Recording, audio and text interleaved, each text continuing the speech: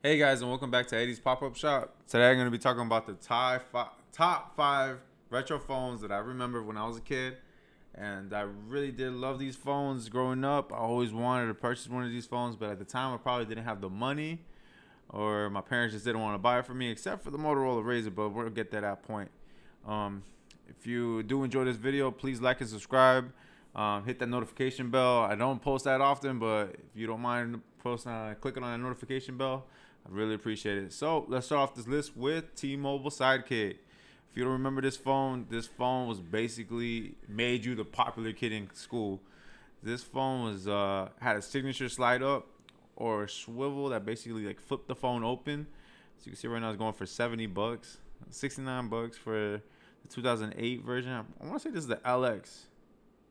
No, I don't think so, but this phone was really cool. So you can see it had like a QWERTY keyboard. It actually swiveled up. I wish there was a video here. Pretty sure I don't want to see if they. I don't know if they have a picture of it. There's no way to take a picture of it. But basically, anyone who knows how to use a Sidekick knows that signature slide, and that signature swivel. They also came out with the Android version of it, the Sidekick 4G. I actually owned this phone, but it wasn't all that. This phone was kind of slow. Definitely didn't live up to the expectation. Android wasn't all that on it either. I don't even think it had a flash on it. Yeah, it didn't have a flash on this phone. It's such a strange looking phone. But this phone was definitely the original Sidekick. It was definitely one of the best phones out there at the time. I know I wanted one. I actually wanted this one, but in gray. You see, it had a small screen, but I mean, it was big at the time. The buttons on the side, they had a gray version of it. It just looks so sleek.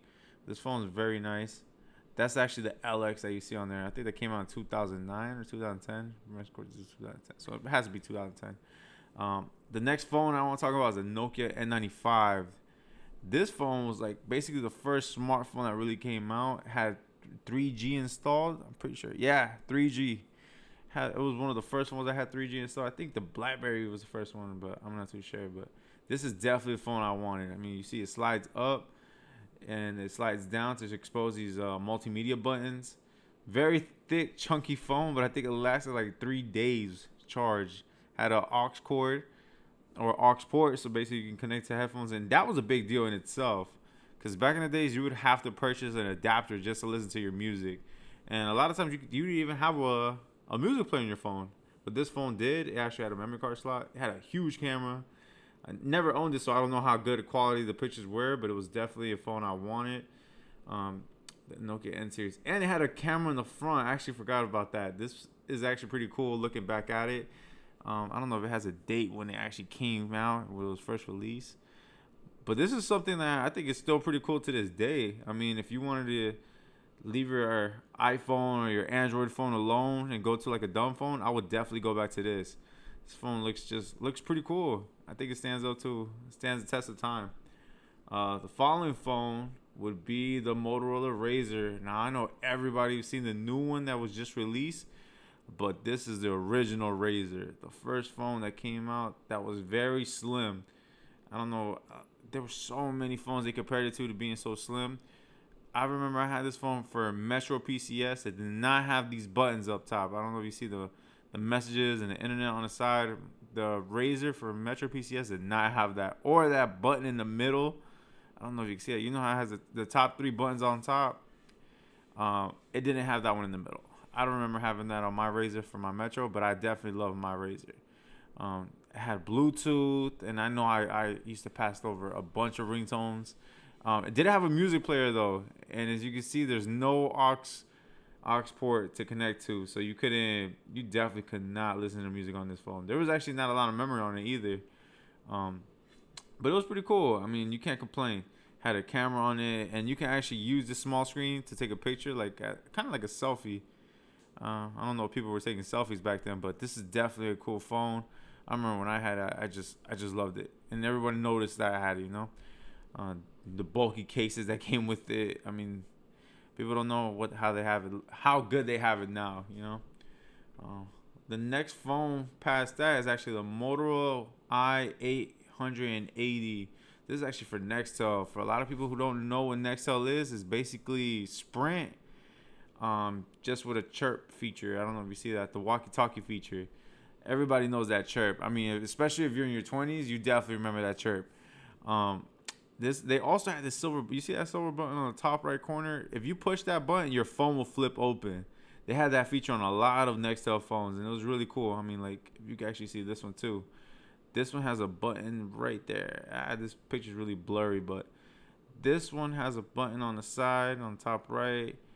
These other phones don't, but yeah, the Motorola I880 did, and it actually had a multimedia buttons on the front because you can actually put an SD card in it. I don't know if it had a headphone jack on it. I doubt it did, or maybe it did. I really don't remember, but I remember the Motorola logo in the front also lit up when someone made a phone call. It was a really cool phone. My dad actually owned this phone, so I got to play with it a lot. And it's very sturdy. This phone could definitely take a fall from like 2 stories up and be fine. And the last and final phone I'm going to be talking about is going to be the LG Chocolate. Now, if you remember, LG Chocolate was definitely promoted all throughout. Well, I used to watch BET a lot. That was definitely promoted on BET. This phone, I mean, look at it. It's very sleek. Had touch-sensitive buttons. Had a very small screen. And honestly, I hated the OS that came on it. Verizon had a tendency to send out these phones with this OS that was pre-installed through all their phones. It didn't matter if you had Nokia. It didn't matter if you had, I think this was LG, but there was other companies. You know, it didn't matter. It didn't matter what phone you bought. It would have that same skin on it, and I hated that skin. But you know what? The phone looked cool. It also had an MP3 player on it. Not a lot of phones had that back in those days. There's no camera in the front, but there was definitely a camera in the back. And as you can see right here, on the keypad, I don't remember if it was touch sensitive, but I'm pretty sure it was. But this is definitely a cool phone to have back in the days. Like I said, that music player on your phone, it was pretty cool. A lot of people did not have that, and it was just one of those things that was like a luxury. This phone was exclusively for Verizon. I actually own this phone, but I actually got it on Page Plus. That was back in the days when everything started coming out. Like Simple Mobile, Cricket. There were more, but I don't remember them off the top of my head. But this was my top 5 list for retro phones. If you don't mind, like and subscribe.